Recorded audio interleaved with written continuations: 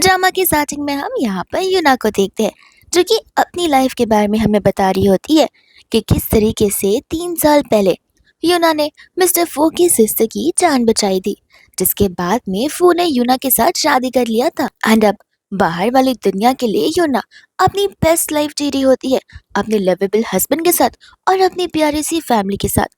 लेकिन सच तो यहाँ पर सिर्फ यूना को ही पता है कि किस तरीके से ये फैमिली उसकी एक जेल बनकर रह गई है और उसे मंथली सैलरी भी मिलती है वाइफ बनने के लिए।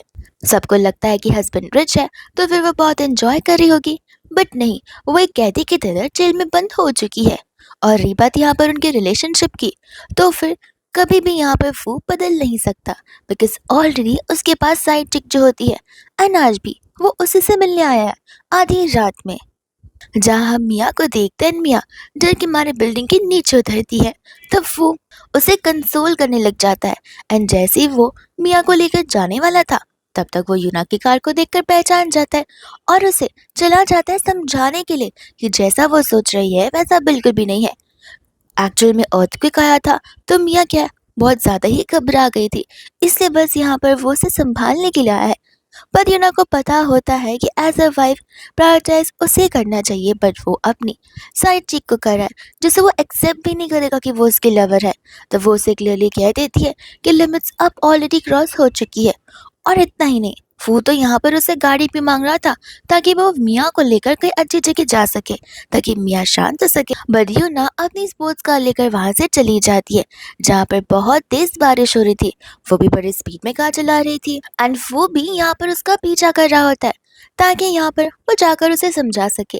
लेकिन बीच रास्ते में ही उसका एक्सीडेंट हो जाता है, जिसके बाद हम यूना को एक नए वर्ल्ड में देखते हैं जहाँ वो कम्प्लीटली कंफ्यूज थी ब्रिज पर कि आखिर वो क्या कर रही है, और वो भी सुबह के टाइम पर।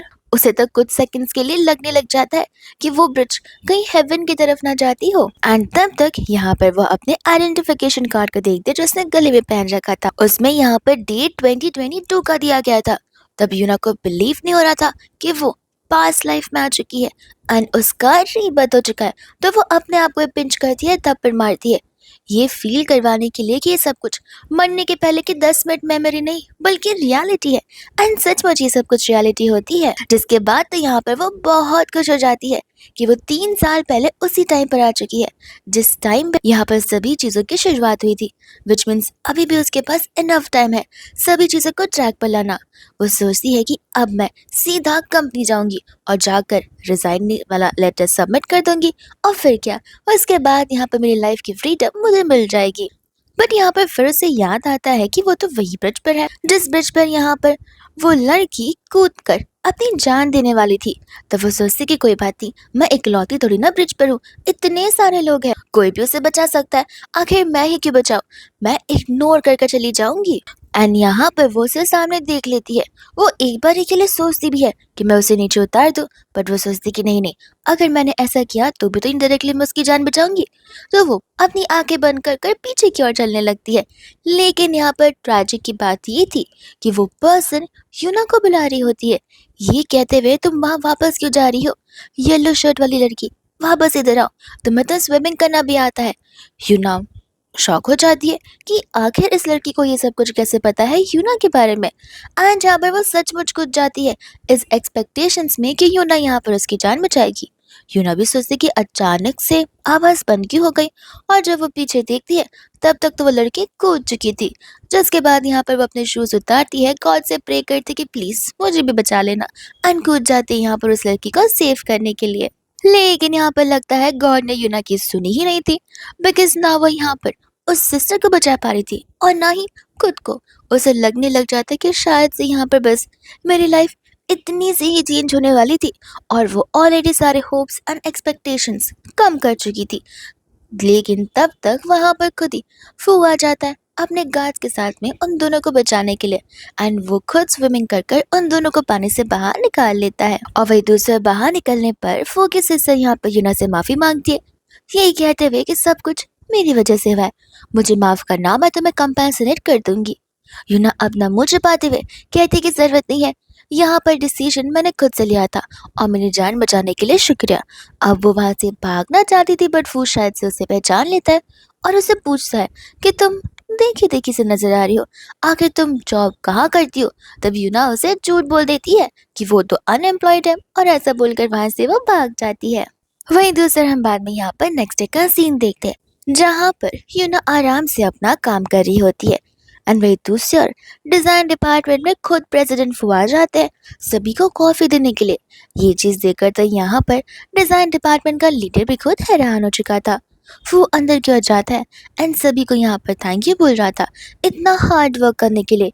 यूना खुद यहाँ पर सोचती है कि न जाने इस लाइफ की स्क्रिप्ट बराबर से क्यों नहीं जा रही, बिकॉज प्रीवियस लाइफ में ऐसा एक बार भी हुआ ही नहीं है कि वो यहाँ पर पर्सनली डिजाइन डिपार्टमेंट में आकर सभी को थैंक यू बोल रहा हो उनके हार्ड वर्क के लिए। यूना वहां से अपना मुंह छिपाकर भागने की कोशिश करी थी, बिकॉज उसे डाउट हो जाता है कि व्हाट इफ वो उसी के लिए आया हो, कंफर्म करने के लिए कि मैं वही लड़की थी। लेकिन तब तक यहाँ पर फू उसे देख लेता है, जिसके बाद वो उसे बुलाता है और उसे बहुत ही ज़्यादा अप्रिशिएट करता है अपने ऑफिस वाले वर्क के लिए नहीं, ब्रेवरी वर्क के लिए, यानी कि जो उसने उसकी सिस्टर को बचाने के लिए किया। इतना बोलकर वहां से वो चला जाता है और वो समझ जाती है कि फू को पता चल चुका है कि वो वही लड़की है, बट वो ये सब कुछ नहीं चाहती थी, बिकॉज उसे पता है कि इस सब के बाद में 3 साल बाद उसे कितनी ही डिफिकल्टीज का सामना करना पड़ेगा। कुछ समय बाद यहाँ पर स्टाफ आकर यूना को बताता है कि मिस्टर फू आपको कैबिन में बुला रहे हैं। वो फू के कैबिन में चली जाती है। फू उसे कहता है कि माफ़ करना, मैं तुम्हें अच्छे से थैंक यू नहीं बोल पाया और मुझे पसंद नहीं है कि किसी का उपकार मेरे या मेरी सिस्टर पर है।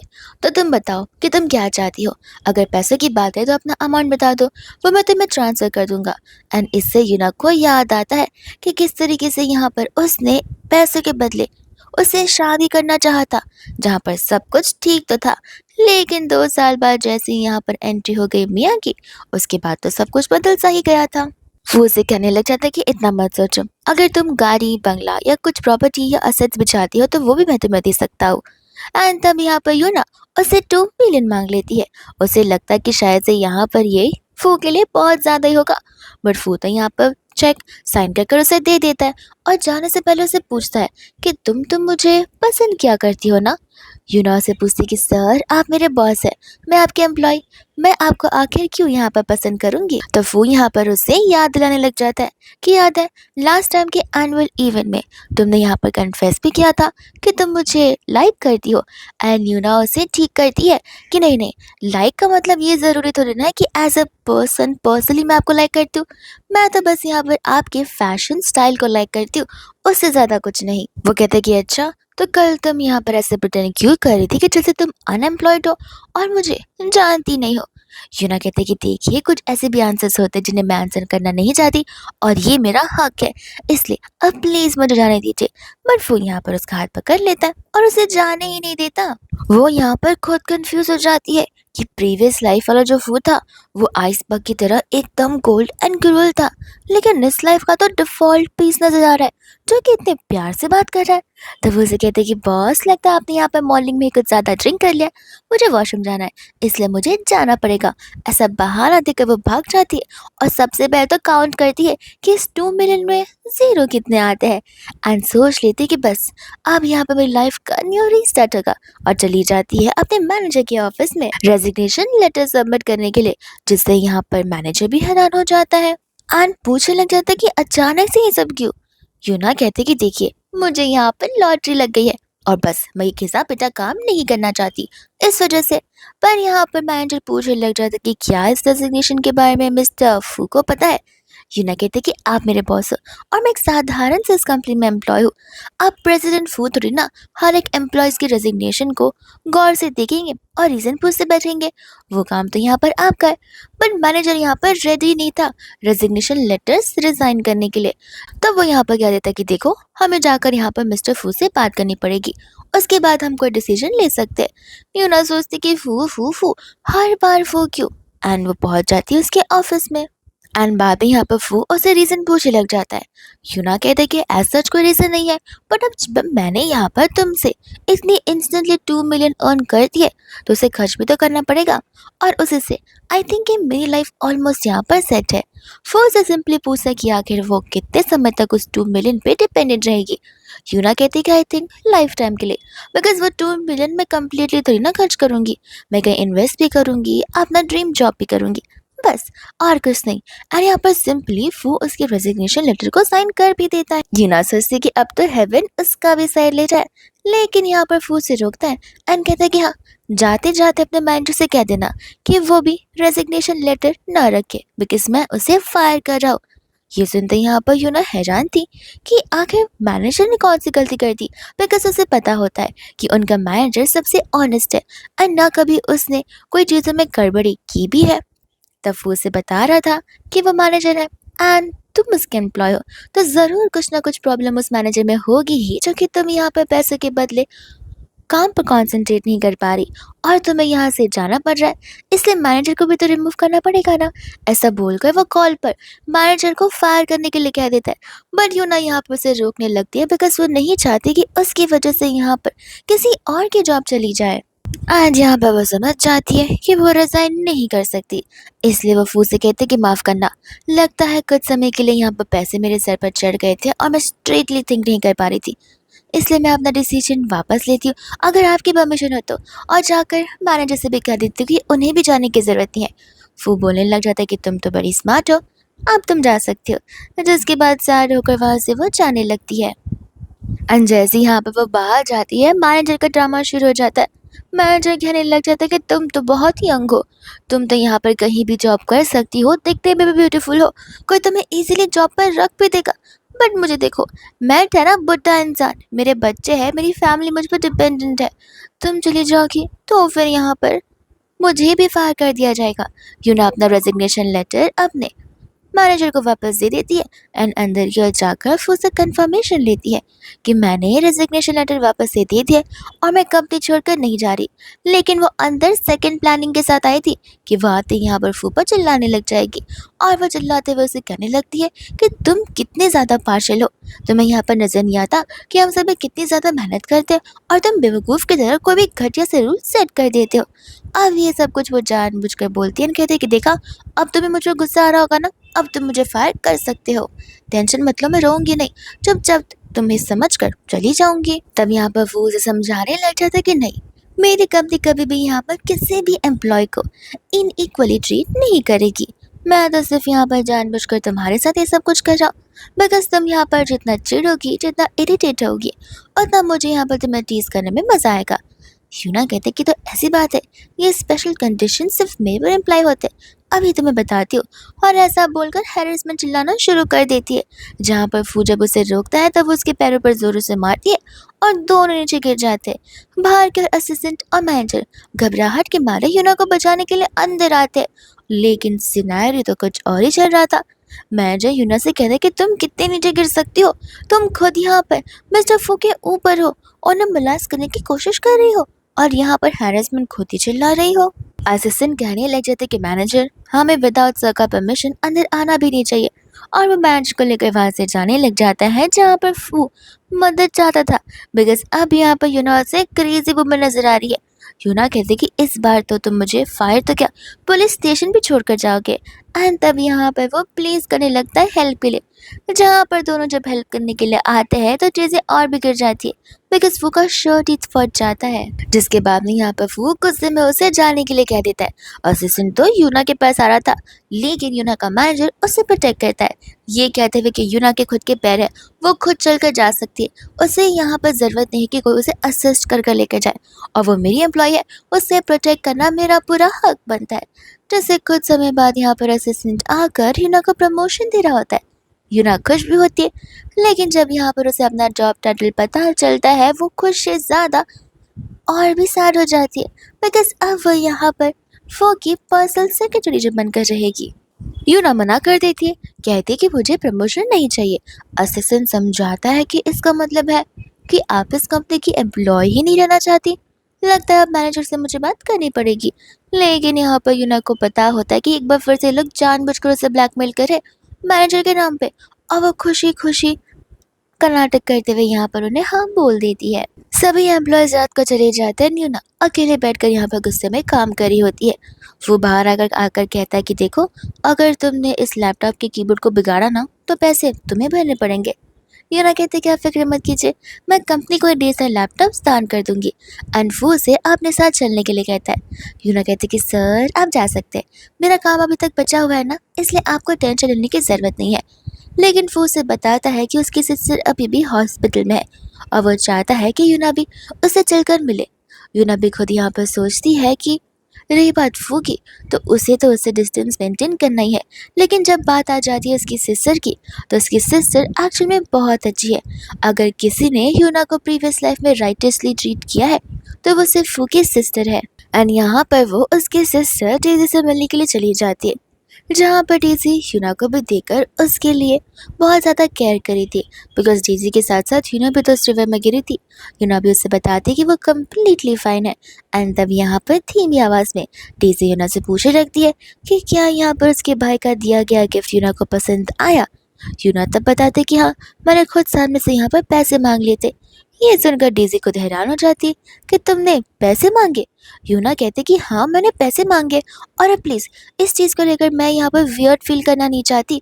मांगे है तो मांगे है, मेरा फेस भी इतना प्रीशियस है, ऊपर से मैं इतनी बड़ी नदी में कूदी हुई थी, इतना तो मैं डिजर्व करती ही हूँ। तब यहाँ पर वो कहने लग जाते कि बस 2 मिलियन तुमने मांगे हैं यूना, इतने बड़े काम के लिए। तुम्हें नहीं लगता कि तुमने कुछ ज़्यादा ही कम पैसे मांग लिए। ये सुनकर यहाँ पर यूना हैरान रह जाती है एंड कहते कि ऐसी बात नहीं है। वो कहने लग जाते कि हाँ हाँ ऐसी बात है, तुम्हें लगता है कि मेरी सिस्टर का वर्थ 2 मिलियन है, इसलिए तुम यहाँ पर ऐसी बातें कर रही हो। यूना बताते कि नहीं डेजी, ऐसी कोई बात नहीं है, वो की बातों पर बिलीव मत करो, ये जानबूझकर यहाँ पर हमारे बीच झगड़ा लड़ाने की कोशिश कर रहा है। तब डेजी उससे कहती कि आई अंडरस्टैंड कि तुम मेरी जान बचाने के लिए कूदी थी, बट अनफॉर्चुनेटली हम दोनों यहाँ पर डिफ़िकल्ट सिचुएशन में आ गए थे, और तुमने जो हिम्मत करी है किसी ने भी वहाँ पर वो हिम्मत नहीं की है, तो मैं तुम्हें यहाँ पर मेरी तरफ से 200 मिलियन दूंगी। ये सुनते ही यहाँ पर यूनिवर्सिटी कहते कि ऐसा रहा तो मैं तो तुम्हें यहाँ पर सचमुच as a real sister adopt ही कर लूँ डेजी। एंड दोनों यहाँ पर हंसने लग जाते हैं। एंड यहाँ पर डेजी चेक लेकर आ जाती है, जिसमें वो अमाउंट भी डालती है और साथ ही साथ यहाँ पर यूना का नाम भी। लेकिन वो चेक यहाँ पर यूना को नहीं देती। वो से कहती कि जब यहाँ पर फोन ने तुम्हें ऑलरेडी 2 मिलियन दे ही दिए है, तो फिर ये 200 मिलियन यॉन का चेक मैं यहाँ पर फू के साथ छोड़ देती हूँ। जब तुम्हें ज़रूरत पड़े तब तुम यहाँ पर उसे मांग लेना। मनी मन यूना सोचती है कि ये कैसा सिचुएशन है, यहाँ पर पैसे आते आते रास्ता मोड़ ले रहे, वो भी फू की तरफ। तब वो से कहते हैं कि कोई बात नहीं, मैं तो बस यहाँ पर चेक करना चाहती थी कि तुमने ज़ीरो बराबर से लिखे तो है ना, कि कहीं कोई एक्स्ट्रा ज़ीरो ना लग गया हो। तब तक स्टाफ आकर डेजी के लिए खाना लेकर आती है, वो खाना जो कि डेजी की मम्मा ने खुद से प्रिपेयर किया था। एंड यूना उसे खाने की टेबल की ओर लेकर चली जाती है, बिकॉज उसे पता होता है कि डेजी ज़रूर डिनर स्किप करने वाली है। एंड वो उसे अपने हाथों से यहाँ पर खाना खिलाने लग जाती है, जिसके तुरंत बाद यहाँ पर आंटी आ जाती है और खुश होती है कि अरे वाह, डेजी ने खाना खाना शुरू भी कर दिया। एंड यूना जैसी अपने एक्स पास्ट लाइफ की फ्यूचर मदर इन लॉ को देखती है, यहाँ पर वो उस सिनारी को याद करने लग जाती है जहाँ पर एक दिन घर पर मिया आई हुई थी। उस समय यहाँ पर आंटी भी मिया के फेवर में थी और वो यूना का बस इस्तेमाल करना चाहती थी एक हेल्दी बेबी को बर्थ देने के लिए। और तो और उन्होंने मिया से प्रॉमिस भी किया था कि बस एक बार यहाँ पर यूना उस बेबी को बर्थ दे दे, उसके बाद में यहाँ पर वो यूना को रास्ते से हटा देंगी जैसे तैसे कर कर। एंड फिर यहाँ पर मिया इस घर में एंटर कर सकती है एक हेल्दी बेबी के साथ में और अपने हस्बैंड फू के साथ में, और अपने एक्स्ट्रा ऑर्डिनरी लाइफ को जी सकती है। एंड आंटी आते ही यहाँ पर यूना को देखते पूछने लग जाती है कि तुम और फू दोनों एक दूसरे को डेट कर रहे हो। एंड यूना यहाँ पर तुरंत ही मना कर देती है। फू अपनी मम्मा को बताता है कि वो वही लड़की है जो कि उसके ऑफिस में काम करती है और उसने यहाँ पर डेजी की जान बचाई है। आंटी खुशी खुशी अपना ब्रेसलेट निकालकर यूना को देने लग जाती है, पर यहाँ पर यूना उस ब्रेसलेट को वापस आंटी से दे देती है, ये कहते हुए कि ऑलरेडी मुझे डेजी ने और फू ने गिफ्ट दे दी है, तो मुझे इनकी ज़रूरत नहीं है आंटी, पर आपके जेस्चर के लिए ज़रूर शुक्रिया। तब तक फू को यहाँ पर एक इम्पॉर्टेंट मीटिंग में जाना था, तो वो यूना से कहते कि चलो मैं तुम्हें आधे रास्ते तक ड्रॉप भी कर दूंगा। फू और यूना के जानने के बाद आंटी का यहाँ पर चिल्लाना शुरू हो जाता है। वो डेजी के ऊपर गुस्सा करने लगती हैं, लेकिन यूना को पता होता है कि ज़रूर कुछ तो गड़बड़ होगी, इसलिए वो वहाँ से जाती नहीं है। वो बाहर इंतज़ार करती है और उसे चिल्लाने की आवाज़ आ जाती है आंटी की, जहाँ पर आंटी डेज़ी पर बहुत चिल्ला रही थी, शादी का प्रेशर बना रही थी।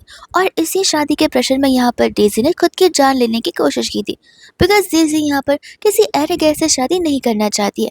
एंड आंटी का मोटिव एक ही था कि क्या फ़र्क पड़ता है, उसके पास पैसे है, घर ज़मीन है, इससे ज़्यादा अब तुम्हें और क्या चाहिए। एंड यूना होती है जो कि अंदर आकर डेज़ी के लिए आंटी से फाइट बैक करती है। आंटी को गुस्सा आ जाता है कि तुम कौन होती हो बीच में बोलने वाली। एंड यूना यहाँ पर कहती कि अच्छा, आपको बुरा लगा कि मैंने आपकी ईगो को चूरा चूरा कर दिया, तो आप मुझे अपने बेटे से बोलकर फायर क्यों नहीं करवा देती। आंटी बोलती है कि फू को कहने की कुछ ज़रूरत नहीं है, मैं ही कंपनी को मोस्टली ओन करती हूँ और इसलिए मैं तुम्हें अभी इसी वक्त कंपनी से फायर करती हूँ। लेकिन तब तक वहाँ पर फू आ जाता है, जो कहने लगता है कि नहीं, कोई भी यहाँ पर यूना को फायर नहीं कर सकता। आंटी ये सुनकर खुद हैरान हो जाती है कि फू एक साधारण सी एम्प्लॉय का साथ इतना क्यों दे रहा है। आंटी यहाँ पर क्यों पूछने लग जाती है, तो वो बताता था कि बिकॉज मुझे यूना में इंटरेस्ट है।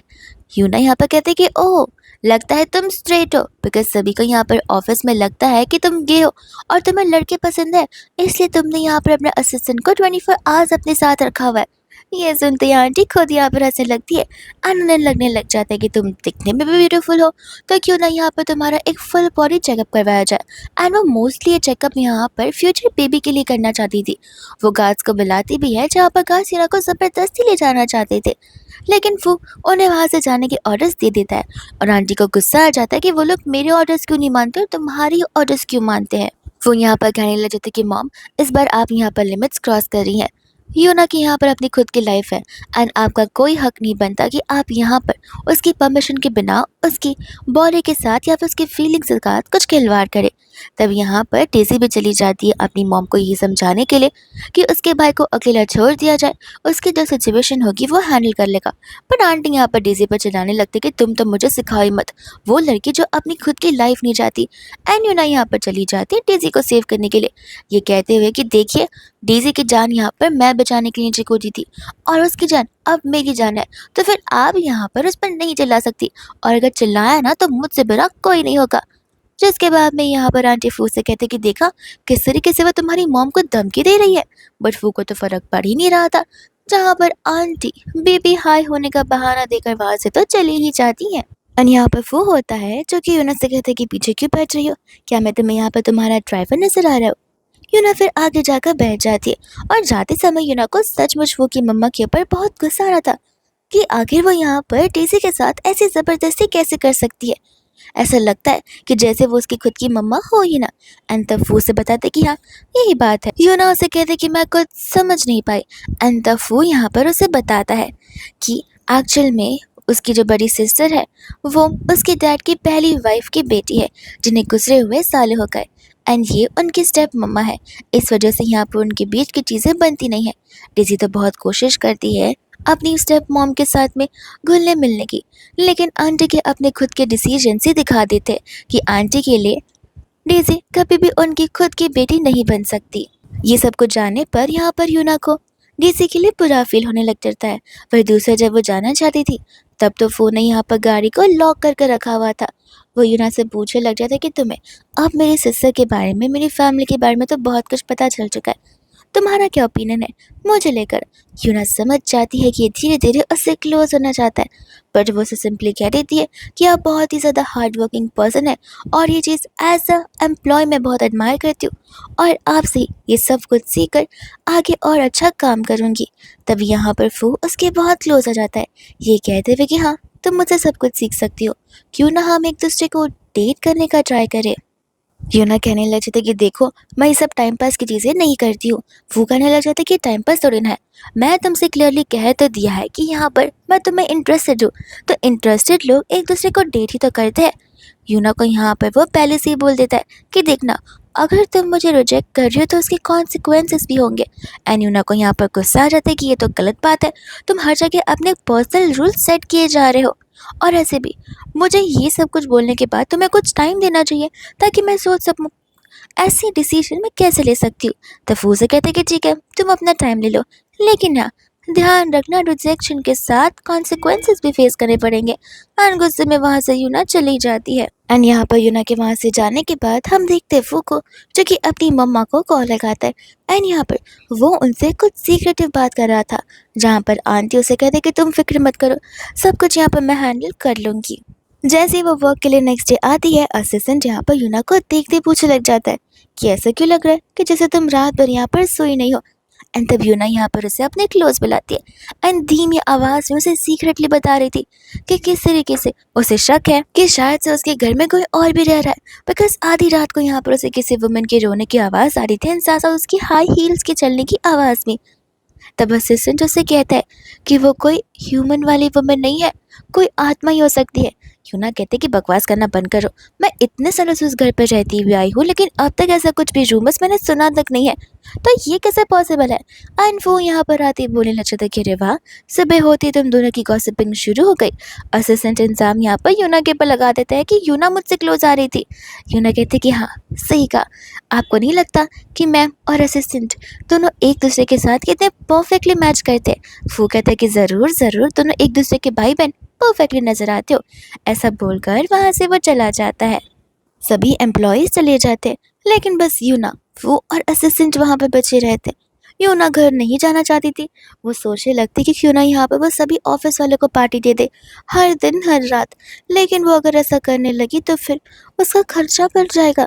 असिस्टेंट आकर यहाँ पर उसे डराना शुरू कर देता है एंड उसे यहाँ पर फू को वो भूत वाली बात बता भी दी थी। असिस्टेंट फू से कहते हैं कि हम सेम रास्ते जा रहे हैं सर, तो क्या आप मुझे ड्रॉप कर सकते हैं। वो बोलता है कि ज़रूर, क्यों नहीं, कंपनी भी तुम्हारे नाम कर दूँ। एंड तब असिस्टेंट समझ जाता है कि ये तो खतरे का माहौल है और सॉरी बोलकर वहाँ से भाग जाता है। फिर यूना से कहते हैं कि चलो तुम्हारे घर जाकर देखते कि आखिर वो भूत लड़की है या फिर कोई हैंडसम लड़का। एंड जाते जाते वो तो यूना को डरा भी रहा था, जहाँ पर यूना खुद उसके ऊपर चिल्लाते हुए जाने लगती है। पार्किंग लॉट में यहाँ पर यूना को आवाज़ वापस आने लग जाती है, तो वो फूट से कहते कि कहीं ये भूत यहाँ पर ऑफिस तक तो ना पहुँच जाए। तब वो उसे बताता कि कोई भूत नहीं है, ये तुम्हारे खुद की हील्स की एको की आवाज़ है। फिर वो लोग यहाँ पर कार में बैठते और फिर बोलता है कि अरे वाह, तुम पीछे नहीं बैठी, तुम आगे कैसे बैठ गई। वो उसे बोलते कि अरे क्या पता भूत यहाँ पर तुम्हारे बाजू में आकर बैठ जाए, तो मुझे तो यहाँ पर तुम्हें प्रोटेक्ट करना पड़ेगा ना। एंड वो डर के मारे यहाँ पर आके बैठी है ताकि भूत बैठे तो पीछे बैठे, उसके बाजू में ना बैठ जाए। घर पर आने पर यहाँ पर फूटी से चेक करता है एंड यूना से कहता है कि मुझे तो लगता नहीं है कि यहाँ पर कोई भूत रह भी सकता है। यूना बोलती कि अरे ये कोई टाइम है भूत के आने का, वो अभी यहाँ वहाँ घूम रहा होगा या घूम रही होगी, खाना खा रहा होगा या खा रही होगी, वो आधी रात को आती है, इतनी जल्दी नहीं। तो वो उसे कहने लग जाता है कि ठीक है, मैं इंतज़ार कर सकता हूँ। एंड यूना यहाँ पर उसे ऑफर करती है कि वो खुद उसके लिए अपने हाथ की स्पेशल चिकन सूप डिश बनाकर उसे खिलाएगी, लेकिन यहाँ पे वो खुद ही उस डिश को जला देती है। वो यहाँ पर उसकी मदद करने लग जाता है और कहता है कि सचमुच ये तुम खुद ही बनाती हो ना, या फिर वो भूत आकर बनाकर तुम्हारे लिए रख कर जाता है। बिकॉज जैसे तुम यहाँ पर खाना बना रही हो, भूत खुद ना डर जाए कि उसकी जान वापस से चली जाएगी और यहाँ से वो खुद ही भाग जाएगा। क्यों ना बोलते कि मेरी कुकिंग का मजाक उड़ाना बंद करो, मैं बस डरी हुई हूँ और नर्वस हो गई थी। तब वो उसे आराम से बैठने के लिए कहता है और खुद ही डिनर की प्रिपरेशन शुरू कर देता है। एंड तब यहाँ पर यूना को रियलाइज होता है कि फू को तो खाना बनाना भी आता है। इस जस्ट कि पास लाइफ में यहाँ पर उसने आज तक कभी भी यूना के लिए खुद से कुकिंग नहीं की है, इसलिए उसे ये बात पता ही नहीं थी। एंड फिर यहाँ पर दोनों साथ में डिनर करते हैं, जिसके डिनर के बाद यहाँ पर फू जाने लग जाता है, लेकिन इसके पहले कि वो दरवाज़ा खोले लाइट अपने आप चली जाती है। एंड यूना को डर लगने लगता है कि वो जानबूझकर सब कुछ कर रही होगी। तब वो फू से कहती है कि तुम्हें पता है लड़कियों के कपड़े कितने कंफर्टेबल सॉफ्ट होते हैं, तुम चाहो तो उसे ट्राई कर सकते हो, और हाँ यहाँ पर फ्री में सो भी सकते हो, होटल्स की तरह तुम्हें पे करने की ज़रूरत नहीं है। जिसके बाद बेचारा यहाँ पर लड़की की ड्रेस में सोने लगता है, वो भी ज़मीन पर। एंड यूना यहाँ पर फू की ओर ही देखकर वो ही सोच रही होती है कि न जाने यहाँ पर प्रीवियस लाइफ में वो इतना डिफरेंट क्यों था और अब इतना डिफरेंट क्यों है। पर फिर उसे याद आता है कि इवेंचुअली प्लॉट तो वही रहेगा, आगे जाकर यहाँ पर मिया आएगी और फिर क्या, फिर सब कुछ यहाँ पर ख़राब होना ही है। इसलिए यूना को अपनी फीलिंग्स और इमोशंस को कंट्रोल में रखना पड़ेगा। लेकिन यहाँ पर वो उसका एक स्नीक पिक निकालने लगती है एंड वो उसे यहाँ पर रंगे हाथों पकड़ लेता है। वो उसे कहता है कि भूत कोई बहाना तो नहीं है और तुमने मुझे जानबूझकर यहाँ पर ड्रेस पहनाया ताकि तुम उस फोटो को लेकर मुझे यहाँ पर ब्लैकमेल कर सको। यूना कहते कि ऐसी बात नहीं है, मुझे माफ़ करना, एक काम करो तुम ऊपर ही सो जाओ। वो कहते कि हाँ मैं ऊपर ही सोऊंगा और हमारे बीच की बाउंड्री जिसने भी क्रॉस की उसे फिर बाद में नीचे सोना पड़ेगा। जिससे कुछ समय बाद यहाँ पर यूना खुद ही उसी रूल्स को तोड़ देती है और यहाँ पर फू को हक कर कर सोने लग जाती है। फू के लिए यहाँ पर असिस्टेंट ही हर टाइम ऑर्डर प्लेस करता है, जहाँ पर इस बार फू को डिशेस पसंद नहीं आते, बट यूना उसके लिए फ्रूट्स का प्लेटर लेकर आती है, जहाँ पर उसे पता होता है कि ये डिश कितनी एक्सपेंसिव और कितनी टेस्टी है। तो फू ये देखते ही समझ जाता है कि यूना को वो खाने का मन कर रहा है एंड वो उसे यहाँ पर अपने खाने ऑफर कर देता है, जहाँ पर यूना वो भी लेकर जाती है और फ्रूट वाला प्लेट भी। वही दूसरी तरफ जब यहाँ पर घर जाने का टाइम आ जाता है तब यहाँ पर होती है यूना, जो कि ऑलरेडी जा चुकी थी, पर फू को लगा था कि शायद से एक बार फिर से वो दोनों उसके घर पर जाएंगे। असिस्टेंट आकर बताता है कि वो तो आधे घंटे पहले ही निकल चुकी है, तो फू भी वहाँ से निकल पड़ता है।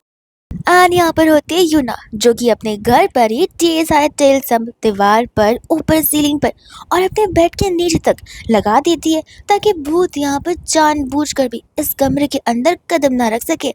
और अब उसे लगने लग जाता है कि शायद से अब वो सो सकती है। और बस ये टेल समी नहीं, यहाँ पर तो वो भगवान के गाने भी बजाना शुरू कर देती है और सोचती है कि अब मैं पीसफुली सो पाऊंगी, लेकिन लाइट्स चालू रखकर। बट जैसे ही वो सोने वाली थी वापस से उसे आवाज़ आने लग जाती है। तब उसे लगने लगता है कि कहीं भूत को पता तो नहीं कि मैं उससे कितना डर रही हूँ, इसलिए वो ऐसा बिहेव करती है कि जैसे वो डर बिल्कुल नहीं रही है और यहाँ पर वो भूत को ही चैलेंज करना शुरू कर देती है। लेकिन खुद वो बहुत डरी हुई थी, जिसके बाद उसके पास कोई ऑप्शन बचता नहीं है।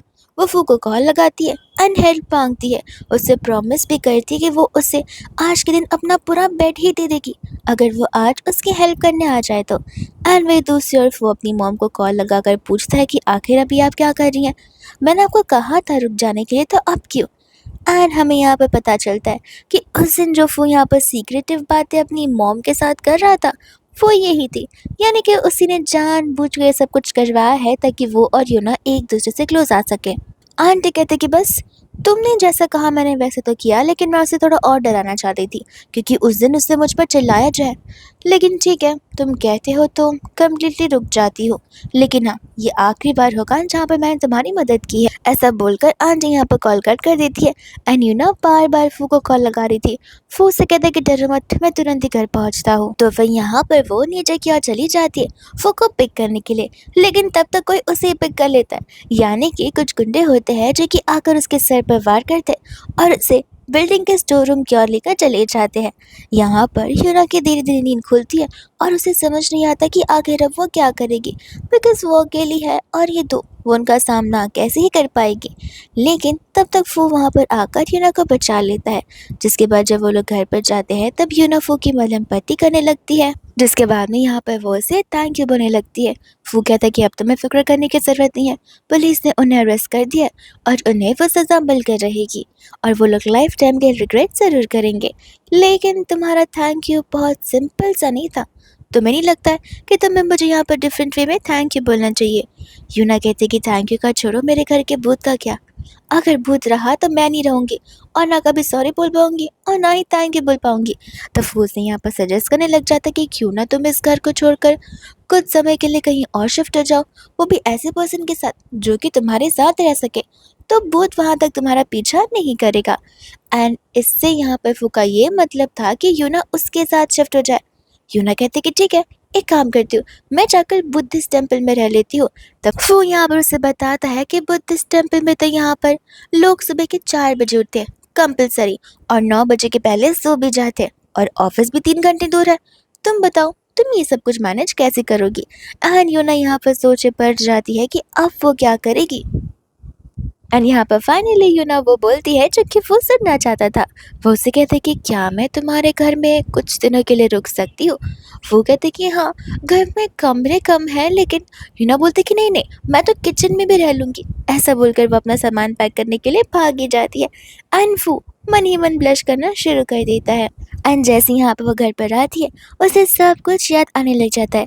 वो घर जिसे सब यहाँ पर एक बहुत ही एक्सपेंसिव पेंट हाउस समझते, वो घर एक्चुअल के लिए यहाँ पर यूना के लिए एक जेल बनकर रह चुका था।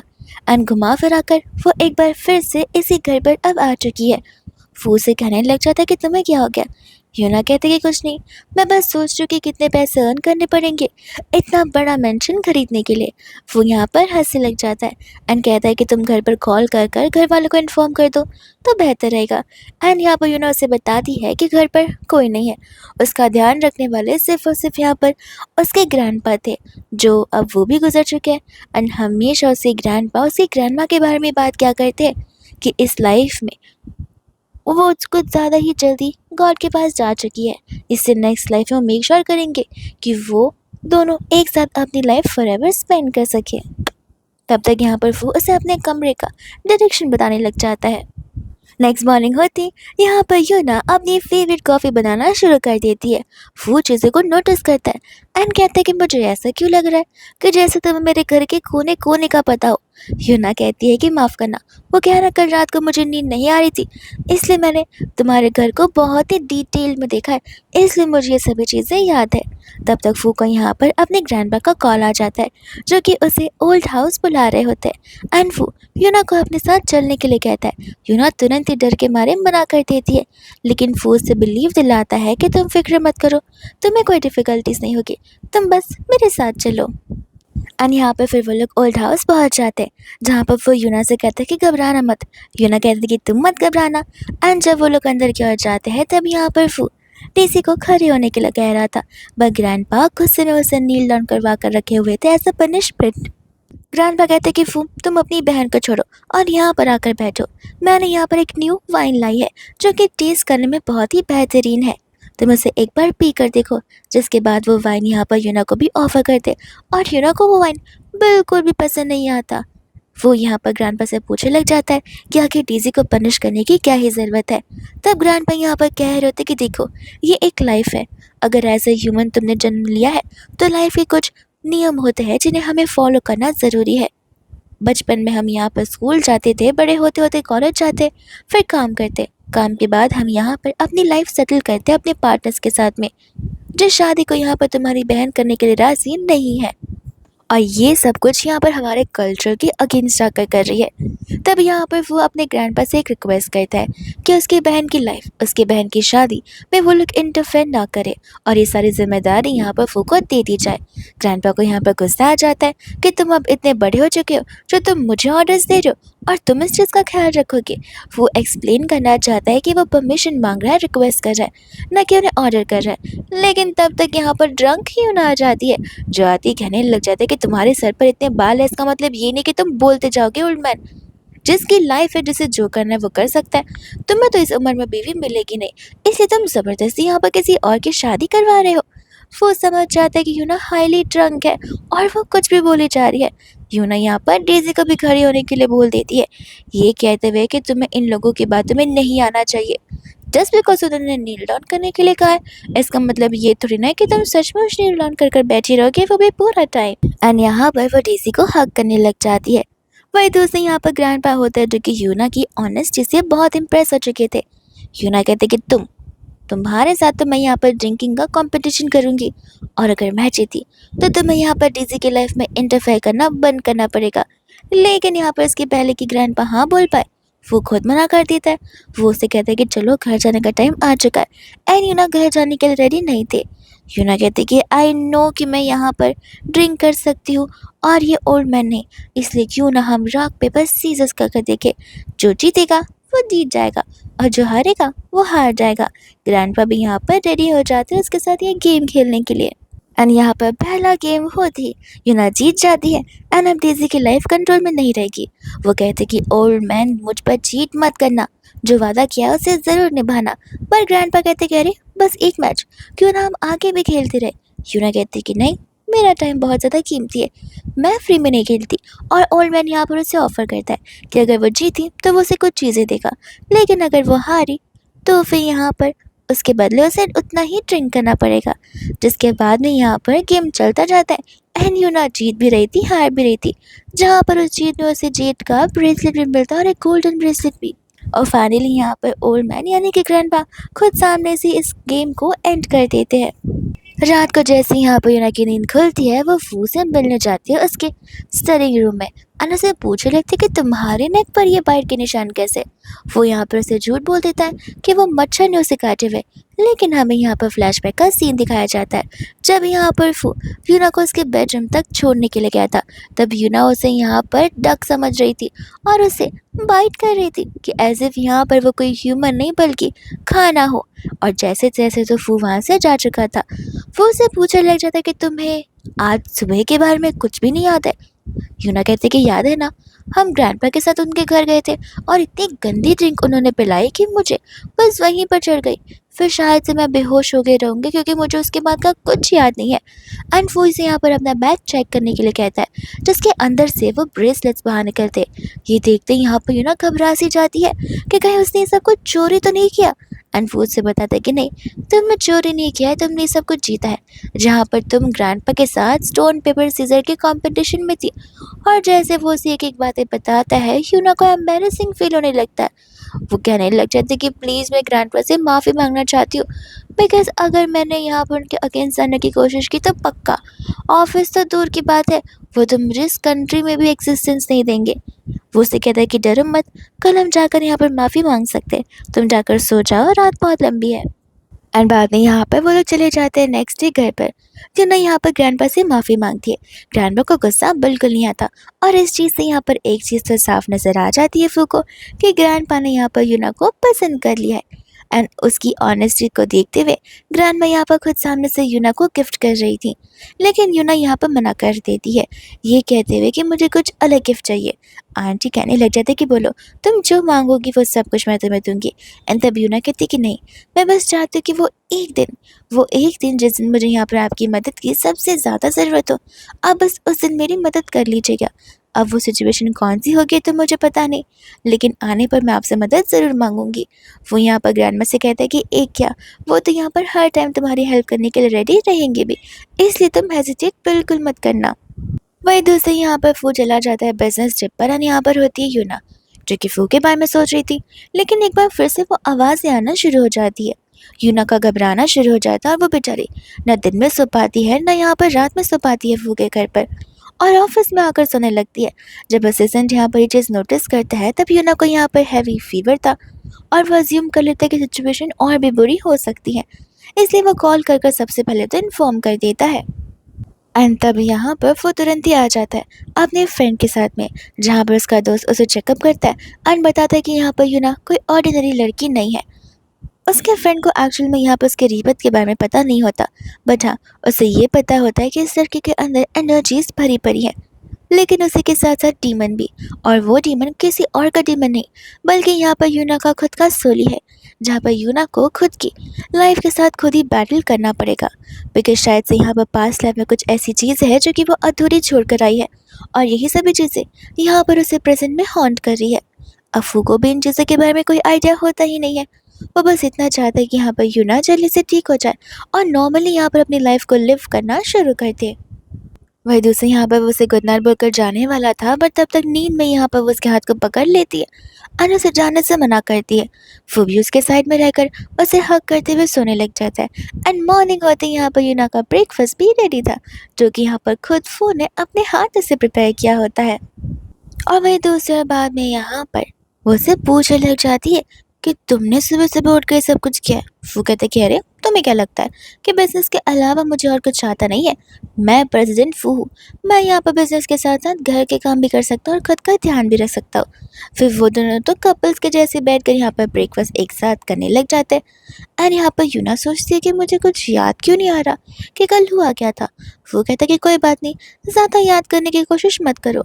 एंड यहाँ पर कल रात की तो नहीं लेकिन उस रात की बात ज़रूर यहाँ पर यूना को याद आ जाती है जिस दिन उसने यहाँ पर फू को टक समझ लिया था।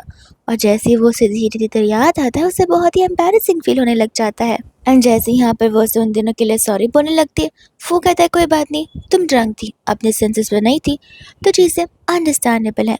एंड यूना को यहाँ पर डिफरेंस साफ साफ नजर आ रहा था कि प्रीवियस लाइफ का फू कम्प्लीटली डिफरेंट था और इस लाइफ का फू कम्प्लीटली डिफरेंट है। रात को यहाँ पर वो जब घर पर वापस आता है तब वो घर को देखकर हैरान था, बिकॉज यूना ने यहाँ पर घर जो बना कर रखा था, बाहर से चीज़ें लाकर उन्हें सजाकर।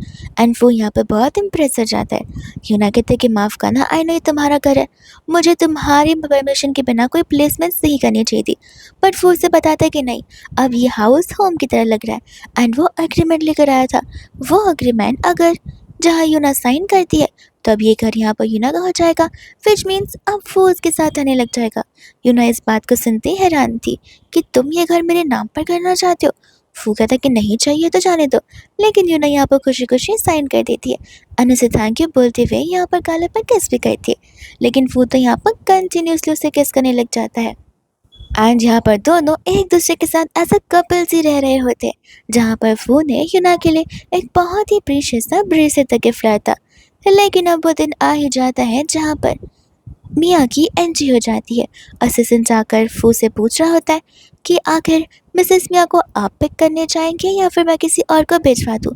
एंड यूना को रियलाइज़ होता है कि अब उसे यहाँ पर अपनी इस हैप्पी वाली लाइफ को छोड़कर आगे मूव ऑन करना पड़ेगा, क्योंकि अब मिया की एंट्री जो होने वाली है। यूना यहाँ पे पूछने लगते कि अच्छा ये मिया कौन है। एंड तभी यहाँ पर वो कर रियलाइज होता है कि यूना को तो जेलस फील हो रहा है। असिस्टेंट कहते हैं कि मैडम आप ऐसा वैसा सोचिएगा मत, बिकॉज यहाँ पर हमारे बॉस और उन मैडम के बीच में ऐसा कोई रिश्ता नहीं है।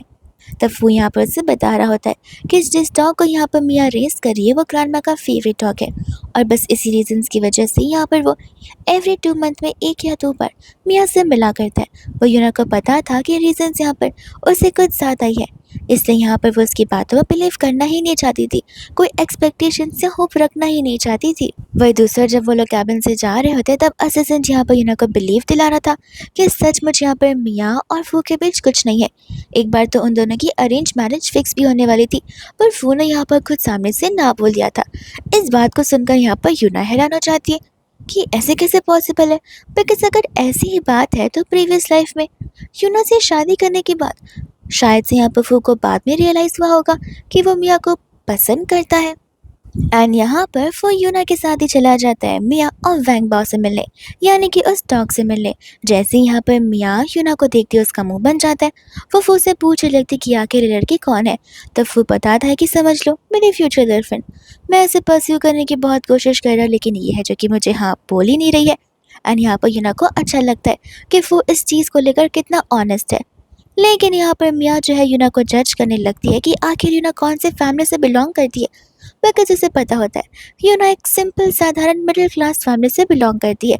एंड यूना को लगा ही था कि वो ऐसा करेगी, बिकॉज ये चीज़ यहाँ पर मिया के जहन में बहुत पहले से है, बिकॉज प्रीवियस लाइफ में भी यहाँ पर वो यूना को ऐसी ही ताने मारा करती थी कि जो जिस मुफ्त में मिली है उसका एन्जॉयमेंट कर लो, बिकॉज बाद में यहाँ पर वो तुमसे छीन ली जाएगी, क्योंकि तुम जैसे गरीब लोग इन चीज़ों को तो डिजर्व करती नहीं है। हम यहाँ पर प्रेजेंट में आते हैं जहाँ पर यूना उस डॉग को ट्रीट देना चाहती थी, बट मिया नहीं चाहती थी कि यूना उस डॉग से ज़रा सा भी क्लोज है। तो यूना यहाँ पर फू से कंप्लेन करने लगती है। फू कहता है कि देखो मिया वो डॉग हमें ही बिलोंग करता है, तो फिर यूना यहाँ पर उसे एज अ अपना डॉग भी ट्रीट कर सकती है। मिया का तो मुँह ही बन जाता है। तो वो कहते हैं कि ठीक है कोई बात नहीं, यहाँ पर तुम्हारे लिए एक अलग सी टी प्रिपेयर की गई है, तुम्हें कैबिन में मिल जाएगी, तुम चले जाना। वो कहने लग जाता है कि नहीं तुम मुझसे लेकर आ जाओ, मैं यूना के साथ यहीं पर बैठा रहता हूँ, क्या है ना वो अकेली रहेगी तो उसे बोर लगेगा। जिसके बाद में यहाँ पर वो जाती है एंड अपने अंकल से स्पेशल टी लेकर आती है। एंड यहाँ पर हम उसके अंकल को नोटिस करते जो कि शुरुआत से यहाँ पर फू के अगेंस्ट है। और वही दूसरे यहाँ पर जैसे वो उस टी को पीती है यहाँ पर उसे वियर्ड सा फील होने लग जाता है। जिसके बाद में यहाँ पर वो तो उस ड्रिंक को वहीं पर वैसे रख देता है। यूना घर पर बेहोशी की हालत में पड़ी हुई थी। जिस समय यहाँ पर वो अपने दोस्त को वापस से बुलाता और उसका दोस्त चेक करने पर बताता है कि यहाँ पर यूना को कर्ज क्या क्या है, अगर हम इस कर्ज को ब्रेक करने की कोशिश करेंगे तो वो पर्सन जिसने यहाँ पर कर्ज किया है वो भी मर सकती है या मर सकता है, एंड साथ ही साथ यहाँ पर यूना भी सर्वाइव नहीं कर पाएगी। ये सुनते यहाँ पर फू को और टेंशन होने लग जाती है और वो उसे कुछ बेहतर सोल्यूशन निकालने के लिए कह देता है। एंड हमें यहाँ पर पता चलता है कि एक्चुअल में तो कर्ज यहाँ पर फू के ऊपर आने वाला था, जहाँ पर ड्रिंक्स एक्सचेंज हो चुकी है और वो ड्रिंक यहाँ पर फिलहाल ह्यूना ने पी ली है। एंड तभी यहाँ पर अचानक से फू का सर पेन होने लगता है और उसे यहाँ पर फ्लैशबैक्स आ रहे थे। वो फ्लैशबैक जहाँ पर यूना उसे कन्फ्रंट कर रही होती है कि तुम कहते ये हो कि तुम मुझे पसंद करते हो, लेकिन तुम्हारे एक्शंस हमेशा ये दिखाई देते हैं कि तुम किस तरीके से मुझे नहीं बल्कि यहाँ पर मिया को प्रायोरिटाइज करते हो। और ऐसा पहली बार नहीं हुआ था जहाँ पर फू को प्रीवियस लाइफ के फ्लैशबैक्स आए हो, उसे पहले भी ऐसी चीज़ें नजर आई थी है। जिसके बाद में यहाँ पर उसे मिया का कॉल आने लग जाता है और मिया उसे बताती है कि उसका कार एक्सीडेंट हो चुका है। जिससे यहाँ पर फू को बिलीव होने लगता है कि जो फ्लैशबैक्स उसे आ रहे हैं वो बहुत वियर्ड है, बिकॉज उसे ये भी फ्लैशबैक आया था कि यूना यहाँ पर इंजर्ड होगी और उसी के साथ साथ यहाँ पर उसे मिया का कॉल भी आएगा। जिसके बाद वो मिया के पास जाएगा एंड नेक्स्ट डे यहाँ पर यूना उसे उसी चीज़ को लेकर कन्फ्रंट करने वाली है। लेकिन यहाँ पर ऐसा फिलहाल नहीं होता, वो किसी और को वहाँ भेज देता है और यूना के साथ वो खुद यहीं पर था जहाँ पर वो यूना को रेस्ट करने के लिए बोलता है।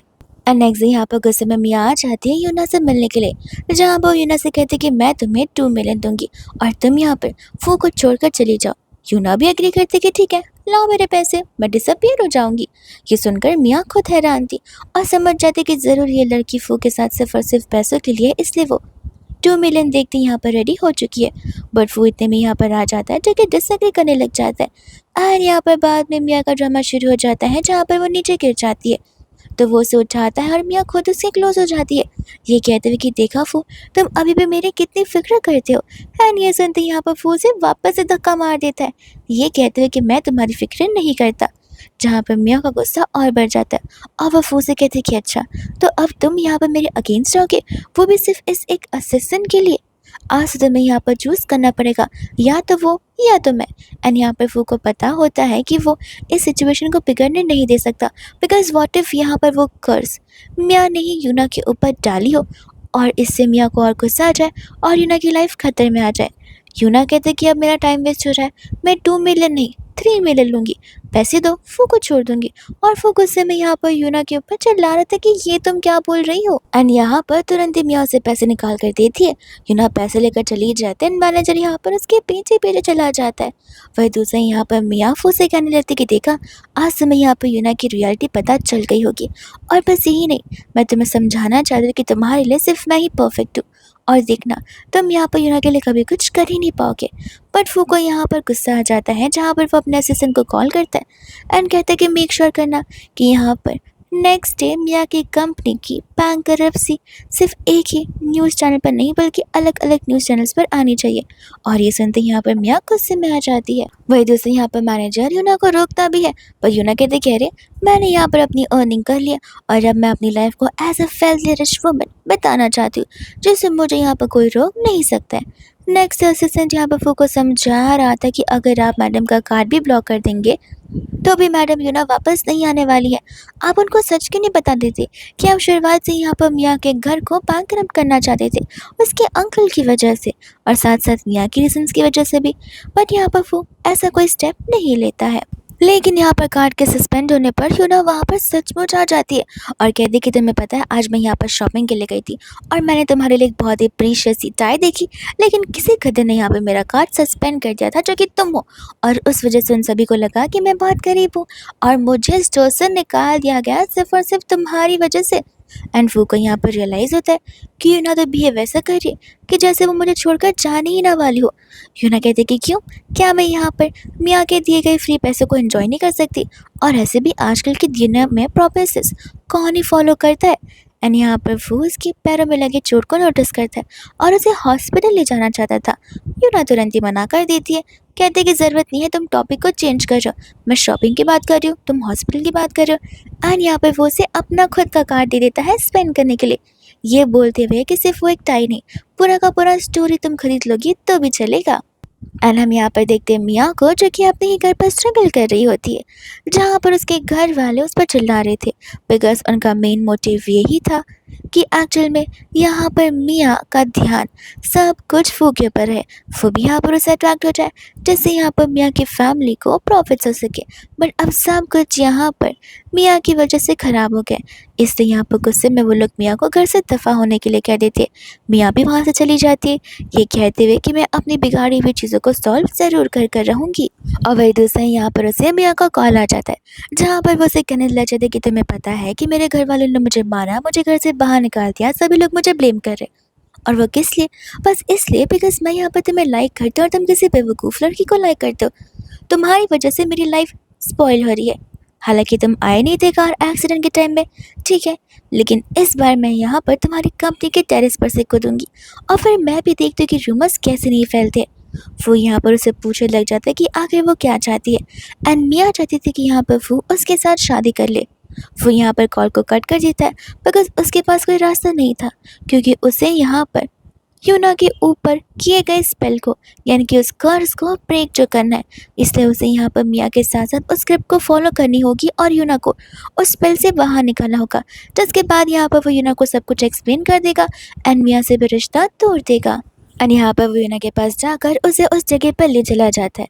यूना उस विला को देखते ही याद करने लग जाती है बिकॉज ये विला खुद यहाँ पर फू ने उसके लिए बनाया था ताकि उसके अंदर शादी के बाद वो और फू एक साथ रह सके।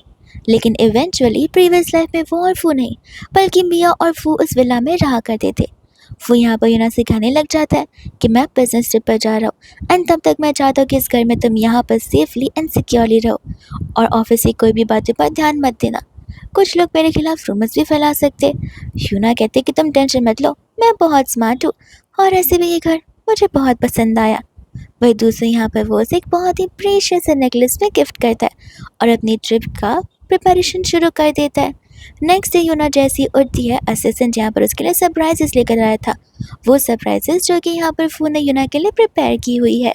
फिर हमें यहाँ पर फ्लैशबैक का सीन दिखाया जाता है जहाँ पर यूना फू से पूछती है कि क्या उसका रीबर्थ हुआ है।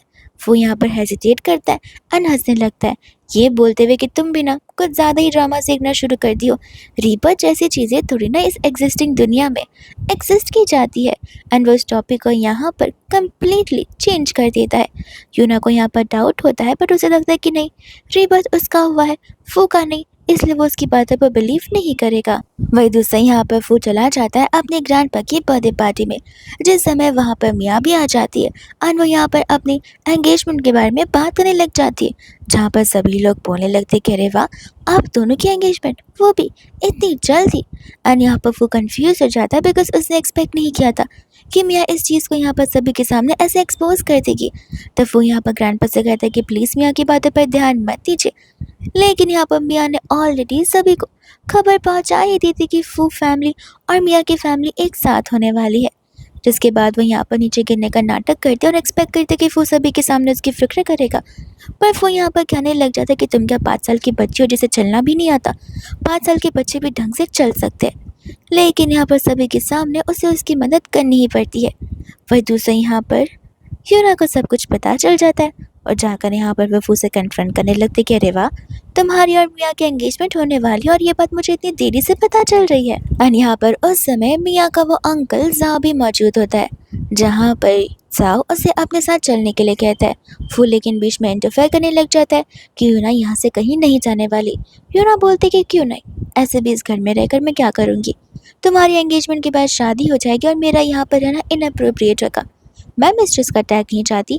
और ऐसा कहकर वो जाओ के साथ चली जाती है, इसलिए नहीं बिकॉज वो फू से बहुत हर्ट है, इसलिए बिकॉज यहाँ पर वो जाओ का प्लान जानना चाहती है। उसे ऑलरेडी यहाँ पर पता चल चुका होता है कि किस तरीके से जाओ यहाँ पर कर्स करना चाहता है फू के ऊपर, और वो उसके सभी प्लानिंग के बारे में तभी पता लगा सकती है अगर वो यहाँ पर खुद जाओ के क्लोज रहे तो।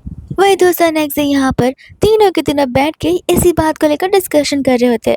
असिस्टेंट को तो यहाँ पर मेड रीअश्योरेंस यूना को देना था, वो कहने लग जाता है कि हमें जाकर मैडम को सच्चाई बता देनी चाहिए, वो उनके लिए ही सेफ होगी।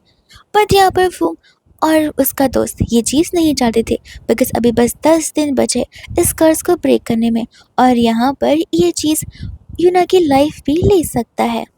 यहाँ पर फिर बाद में हम फाइनली उनके वेडिंग का दिन देखते, जहाँ पर वो की मम्मा जैसी यूना को देखते वो उस पर चिल्लाने लग जाते कि तुम्हारा यहाँ पर होना ठीक नहीं है, और यूना बताती कि आप फिक्र मत कीजिए, मैं आपकी तरफ से नहीं, मैं एक्चुअल में यहाँ पर जाओ के साथ एज अ पार्टनर बनकर आई हूँ।